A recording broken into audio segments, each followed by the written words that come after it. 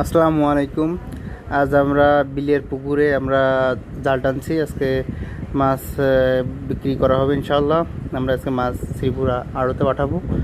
তো দেখতে পাচ্ছেন জেলে ভাইয়েরা মোটামুটি জাল টানছে। আর পাট দিয়ে আমাদের জানলা থাকার কারণে ওই খুঁটির কারণে পাড়ে ঠিকমতো জাল যাচ্ছে না, সে কারণে মাছ বের হয়ে যাওয়ার সম্ভাবনা বেশি। আর পানি অনেক বেশি থাকার কারণে মাছ কতটুকু উঠবে বা ইয়ে হবে, আমাদের মনে হচ্ছে যে মাছ কম উঠবে, আশানুরূপ হবে না। তো দেখা যাক কালো ভরসা। বিশেষ করে রুই মাছ আর মৃগেল মাছ কিনারা দিয়ে বের হয়ে যায় জাল টানার সময়। তো দেখতে পাচ্ছেন মোটামুটি আমাদের 3 ভাগের 2 ভাগ জাল টানা কমপ্লিট। তো পাড়ের কলা গাছগুলো আলহামদুলিল্লাহ খুবই ভালো হয়েছে, আর ওই পাশে G9 কলা গাছ আছে সেগুলো অনেক ভালো হয়েছে। তো জাল প্রায় টানা শেষ। আজকে ভাবছিলাম যে আমি আজকে নামবো, তো দেখতে পেলাম একটা মাছ লাফ দিল, ওটা কাতলা মাছ, প্রায় 3.5 কেজি উপরে হবে। ক্যামেরাতে কেমন দেখা গেছে জানি না। তো ভাবছিলাম যে আমি আজকে নামবো, তো কালকে আমার একটা অ্যাক্সিডেন্টের কারণে পা কেটে যাওয়ার কারণে আমি আজকে নামতে পারি নাই।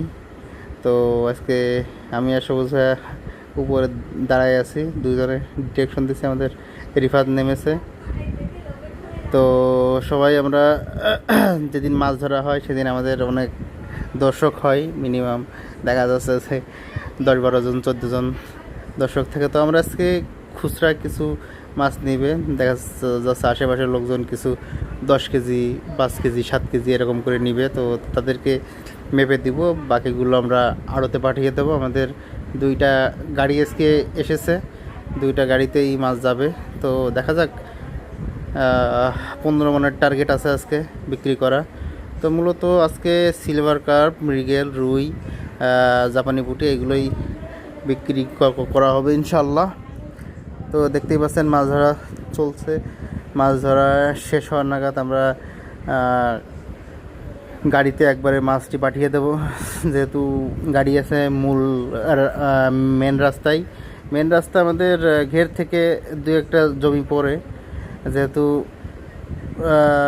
জমিতে গাড়ি আসে নাই সেহেতু অতটুকু টেনে নিয়ে যাওয়া লাগবে। তো দেখতে পাচ্ছেন মিটারে আমরা ক্রেটটাকে 0 করে নিলাম।